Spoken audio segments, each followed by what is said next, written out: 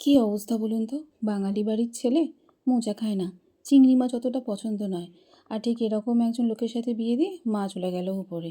তো কী করব? শাশুড়ি মার কাছ থেকে একবার দেখেছিলাম মোচার ভর্তা বানাতে, চিংড়ি মাছ দিয়ে, রসুন দিয়ে, পেঁয়াজ দিয়ে। আজকে সেটাই ট্রাই করলাম। গরমে আর কিছু ভালো লাগছে না, মুসুরির ডাল, ওই মোচার ভর্তা আর ভাত। যেহেতু আমের সময়, তো ভাবলাম একটু পাকা আম কেটে নিই।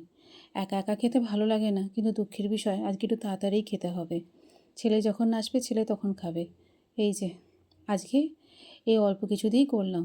তবে বিশ্বাস করুন, মোচাটি যখন মুখে দিলাম, মানে মায়ের কাছে তো আগে চিংড়ি মাছ দিয়ে মোচা রান্না খেয়েছি, কিন্তু এইভাবে প্রথমবার যখন করলাম, তখন সত্যিই এত সুন্দর যে খেতে হয় মোচার ভর্তা, সে আমার ধারণা ছিল না।